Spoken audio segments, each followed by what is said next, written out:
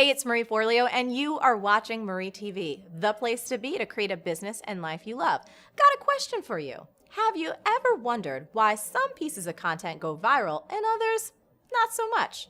If you thought it was about massive creativity or just dumb luck, think again, because my guest today is going to show you a scientific formula for making your ideas and your products spread like wildfire. Jonah Berger is the New York Times bestselling author of Contagious: Why Things Catch On. He's received awards for both scholarship and teaching, including being named Wharton's Iron Professor in recognition of awesome faculty research. He received his PhD from the Stanford Graduate School of Business. Jonah's published dozens of articles in top-tier academic journals, and popular accounts of his work have appeared in the New York Times, the Wall Street Journal, the Washington Post, Science, Harvard Business Review, Wired, Business Week, and Fast Company. Jonah, thank you so much for being on Marie TV. Thank you so much for having me. Okay, I gotta ask, before we get into like all the good stuff of Contagious, what does being the Iron Prof really mean? Do you have like big guns? Is it every day at the gym, morning till night? Awesome. No, Iron Prof is basically you give a 5-minute lecture. Yeah. 15 slides, 20 seconds a slide. They auto advance. You don't get to control it. And at the end, the students vote. And so it was like 600, 700 students, and I squeaked by just 2 votes ahead of the other person. So I was the Iron Prof. That's It's a very awesome. exciting title. Yeah, I was thinking like, is he like the Iron Chef? But I like this. I like this. Very good. I'm good at cooking, but not that good. Okay. All right, so now let's get to the real deal. So in Contagious, you talk about 6 principles that help make our ideas spread like wildfire. And one of the most interesting ones to me was social currency. What does that mean and how can we use it? The idea of social currency is just like the car we drive or the clothes we wear, what we say affects how other people see us. So we want to say things that make us look smart and in the know rather than not so smart and behind the times. So for example, a few months ago, you might have gotten an email in your inbox from LinkedIn saying, hey, you are one of the top influencers on the site, one of the top 5% or 10% of profiles. Lots of people got this email. They felt really good. They patted themselves on the back. But they didn't just feel good, they shared it with others. They bragged to other people, look at me, I'm special on LinkedIn, I have this honor, look at how great I am. But notice that in talking about themselves, they also talked about LinkedIn. LinkedIn got to come along for the ride. By making them feel special, smart, and in the know, they shared it with other people, and LinkedIn got to be part of the conversation. And so the idea of social currency is if you can make people feel like insiders, like they have something not everyone else has, or give them something remarkable. Lots of online videos you see, the more remarkable it is, the more likely we are to share. People share it because it makes them look good. Right. So we have to think about, I guess, in our businesses or for whatever idea we want to spread, how can we help our customers or prospects feel like insiders? Yeah. And how can we help them feel cool amongst their peers and amongst the world at large? And I think this is actually, if you're a small business, it's pretty easy because you start to know your customers really well. That's actually your advantage over a large business. You see your customers. If you're a coffee shop, you know who comes in on Wednesdays or who always orders a triple macchiato, something or other. And so by making them feel special, you can get them to talk. Make them say hi by name rather than just, greeting them as an anonymous customer. Have their drink ready to go. Know what they like and dislike. Making them feel special, like they're an insider, like they have something not everyone else has, will make them want to talk and share. Yeah, I have to share, there's, I just came back from a trip from Italy, and I was thinking about the last hotel I stayed at. They knew our names, and actually it was this tiny little town called Pienza. Yeah. And we made a reservation for a place outside of the hotel for dinner, and one of the women that worked there was so concerned that I wouldn't get to the right place. She just wanted to make sure that she actually ran to the restaurant to make sure that we arrived okay. Yeah. And then the people I was having dinner with, we all talked about it. And again, I'm talking about it right here. It was this little townhouse called La Bandita. Yeah. But I felt so taken care of and so like a VIP that I wanted to tell everyone of all the hotels I stayed at in Italy, it was like they made me feel the most special. Yeah, or even, giving people something for free, same thing. If you feel like, wow, I'm different from everybody else, you want to tell others, it makes you feel good about yourself, but the brand gets to come along as part of that conversation. Love it. Love it. Okay, so let's move on to another principle that you teach, which is called triggers, top of mind, tip of tongue, which could be a tongue twister in and of itself. What are we talking about when we talk about triggers? The idea of triggers is simple, but it's often one we don't really get. I think we sort of understand social currency. Oh, make people feel good, they'll talk about us. Right. Triggers is a little more nuanced. And a great way to explain it, remember the video that was popular a couple years ago, Rebecca Black had this song, Friday? Oh my God, Friday. It was all over the place. It was one of the most viral videos of 2011. 300 million people viewed that video. Why? Right? People hate that song. No one likes it. They say, oh, it's terrible. It's about a 16-year-old girl. Why would anyone share this? But why did it do so well? Well, if you look at the data, if you look at the number of people searching for Rebecca Black over time, it's actually quite neat. You see a spike, and then it goes down. And then you see another spike, and then it goes down. And then you see another spike, and then it goes down. If you look closer, the spikes aren't random. They're every 7 days. And if you look even closer, you'll notice that they're every Friday. The song is equally bad every day of the week, right? It's bad on Monday, bad on Tuesday, bad on Wednesday. But Friday is a ready reminder, because it has the same name as the song, what psychologists would call a trigger, to make people think about it and talk about it. Because again, if something in the environment reminds us of something, we're much more likely to share it. If I said peanut butter and, for example, you might say... Peanut butter jelly. Peanut butter jelly. Someone made a peanut butter jelly video for us, yes. so they made a song. Yeah, but it made you think of jelly, and then it made you course. think of the song. But peanut butter is like a little advertisement almost for jelly, right? Right. Even though I never said the word jelly, the fact that I said peanut butter made you think about jelly, and the fact that I said those two things together made you think about the song. And so that's what a trigger is. If you see something in the environment, maybe you see a friend of yours and it reminds you of a story you meant to tell them, or you smell something and it reminds you of your grandma's fresh baked cookies. These are triggers that make us think about things, but also make us talk and share.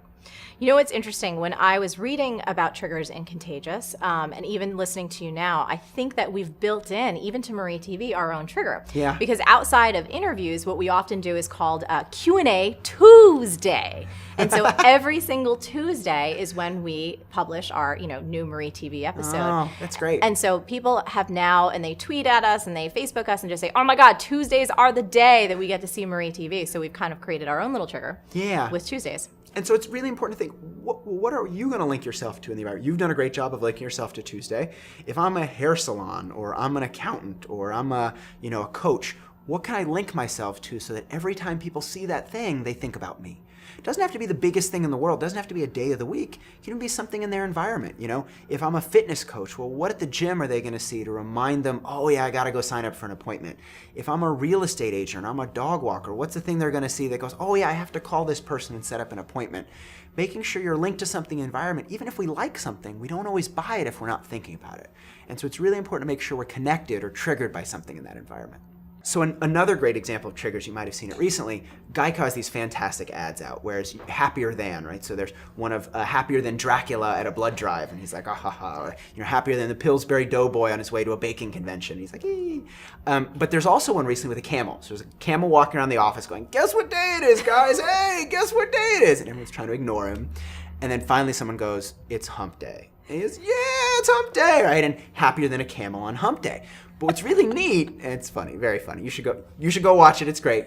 But if you check out online, if you look at the search traffic for Geico, you see a big spike now every Wednesday. Really? They were getting beaten by Progressive before, but now every Wednesday they're doing better than Progressives because people are thinking about them every Wednesday because they say hump day, reminds them of the camel ad, reminds them of Geico, reminds them to go check it out. And so that's triggers at work, thinking about what's in the environment, what's in your context you can link yourself to make sure consumers are thinking about you. Freaking awesome. So, next thing I want to talk about, Jonah, one of the questions I get asked so much, it's such a hot topic, is around pricing. Should we discount? Shouldn't we discount? So, Professor Berger, can you school us on the rule of 100? The rule of 100 is very simple, but it's really important. It's in the chapter on practical value. And I think many people often have the same issue you mentioned with discounts. Well, do I want to discount my thing? I don't want to seem like I'm cheap. And JCPenney, they were doing discounts all the time, and then no one shopped there anymore because they got rid of their discounts, but they were saying we do have too many discounts. The key with discounts is making people feel like they're getting something special. Right? If this is an opportunity I have to take, it's not going to be around forever, I really want this discount. The rule of 100 is very simple. Let's say, I don't know, a $20 t-shirt, right? Simple example. You could have 25% off, which would be a $15 for the t-shirt, or you could have $5 off. Everyone agrees that's the same amount of money, right? 25% off, $5 off, little math calculator's working, but it's the same. But does it seem the same from the consumer? It doesn't. Even though those are identical in terms of monetary value, to the consumer they seem different. To the consumer, 25% off seems like a better deal. Yeah. Whereas actually if it's over $100, it flips. So if we're selling like a $2,000 laptop, let's say, or a $2,000 coaching session, if it's 25% off, that would be $500 off. Same amount of money, but there the 500 is bigger, seems bigger than the 25%. And so the rule of 100 says is, well, if I'm going to discount, let me use a certain type of discount, either money off or percentage off, to make that same discount seem bigger, based on whether it's larger or smaller than $100. And you can do the same thing with any numerical information. So maybe you're talking about how many customers you've gained this year, how much revenue has grown, how you've changed something. You want to represent it in a way that seems larger rather than smaller. And so using that rule of 100 will help you frame the discount to make it seem like a better deal. I think that's one of the most genius things, because positioning really is everything in how you frame just what you're talking about. And also, I think you just made some really great points in the book, which y'all have to just go out and get to read. But there was another story you told. We don't have to get into details here, but just about how, pricing things and putting things next to each other. If there's something really expensive and then all of a sudden, something right next to it doesn't look quite as bad. You're like, oh, I'm getting a great deal. However, if it was existing on its own, not next to the more expensive thing, people are like, no way, it's too much. Yeah, there's a great story, and I don't actually think I told in the book, but a great story about, I think it's Williams at Sonoma with a bread maker. And so they had this bread maker, and I don't remember, it's a few $100s, and it wasn't selling very well. But then they introduced this new bread maker that was like twice as expensive, and nobody bought the really expensive bread maker, but actually increased the sales of the cheaper bread maker. And you would say, well, why does introducing another option increase your sales? If anything, it should split people, right? Less people should buy the cheaper one. But it changed the way people saw the cheaper one. Suddenly it made the cheaper one seem like a really good deal, whereas before it wasn't. And that's the key with deals. No one knows how much something should cost, right? How much should a haircut cost?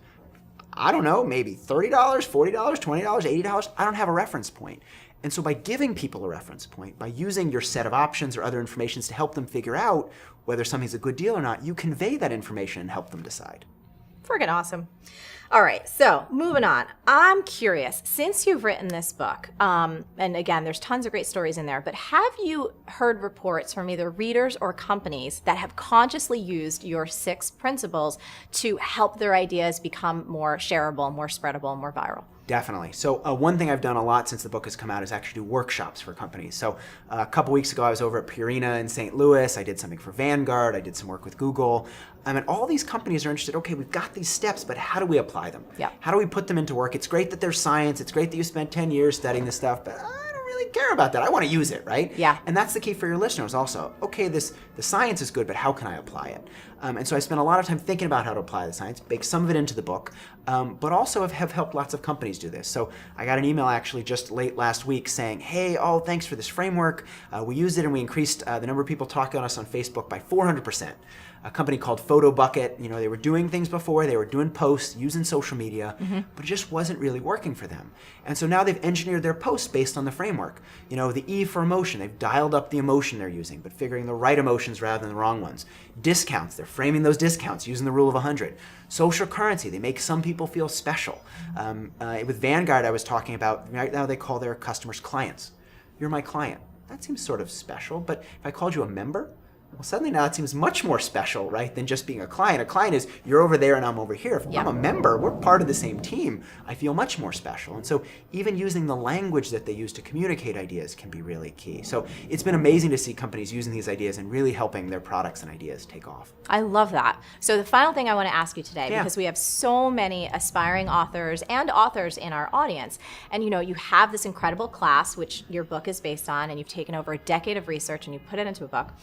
And I also have read that you use one of my favorite techniques, reverse engineering, that helped you kind of take all of these ideas and figure out how to formulate it in a book. So any lessons from the trenches, just, it's a New York Times bestseller, anything that you'd want to share with someone who's thinking about writing a book or writing their next book? I think it's really important to have a kernel, a short version of a message that's easy to communicate. So one of my favorite examples, actually didn't make it in the book, but it's a new one. There's a bar near my house that's sort of a high-end cocktail bar. And they have lots of, no Red Bull, no vodka, but, egg white this and, chrysanthemum flavor that and all sorts of high-end cocktails. But there are dozens of similar bars. So how do they cut through the clutter? How do they make sure they stick out? Well, they did something really clever. They have 3 types of ice. And as soon as you hear that, you go, 3 types of ice? I didn't even know there were types of ice. Right? The ice in my freezer looks very similar to the ice in your freezer, looks very similar to the ice I get. There are 3 types of ice. What are they? You want to know more, right? What are those 3 types of ice? And it turns out one is this cube block of ice that's stirred from the bottom up. It has no bubbles. Another is these small chips that sort of form together and melt in a certain way. But they have different types of ice for different types of drinks. Because depending on the drink you're drinking, you want different sorts of melting, right? You want faster melting or slower melting.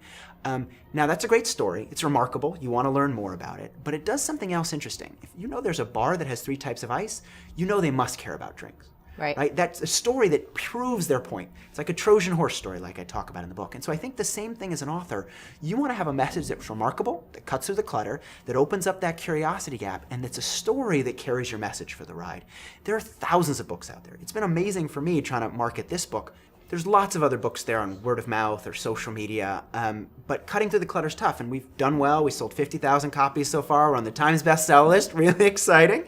But in terms of how to do that, we had to figure out what's that key message and how to sharpen that message in a way that everyone will remember. And so what I would say to your audience, is what are your 3 types of ice? Right? What's your memorable message that everyone's going to remember, they're going to want to know more about, they're going to want to hear the rest of that story, and will carry you for the ride? The book industry is really tough. Yeah. A lot of it's about getting a good advance, but your publisher not only has to like the story, they have to be able to sell that story internally. And they have to be able to sell it to Barnes & Noble and to sell it to everybody else. And so they have to have something they can remember and share. And 3 types of ice is a great way to do that. So figuring out those 3 types of ice is really key. Jonah, thank you so much for being here. Hang out 1 second before I let you go. Jonah is amazing, but he's got so much more to offer you, especially a free workbook that is at his site, jonahberger.com. We're going to put a link below this. You got to make sure and get that, because it's going to help you take all the incredible ideas from Contagious and put them to use, put them to action into your business right now. So one of the things we like to do on Marie TV is we like to help our viewers turn their insight into action. So here's our challenge for you today. What's the single biggest insight that you're taking away from this interview? And more importantly, what's the action step that you're going to take in your business? I want to hear about it in the comments below. Jonah, thanks for being here, buddy. Thanks for having me. Friggin' rockin'. As always, the best discussions happen after the episode over at marieforleo.com, so go there and leave a comment now.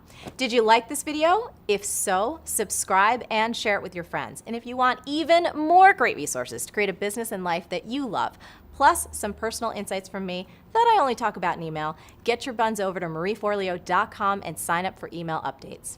Stay on your game and keep going for your dreams, because the world needs that special gift that only you have. Thank you so much for watching, and I'll catch you next time on Marie TV. Everybody likes burgers. Who doesn't like a good burger? Yum, yuck. And they would do an exercise in my class, and they typed in my name, and they're like, "You're not doing so well, you should release a sex tape." And I was like, oh God, just what I need, right? What about little this? No? Arms out and in. And this is all I you get. have a reputation to uphold.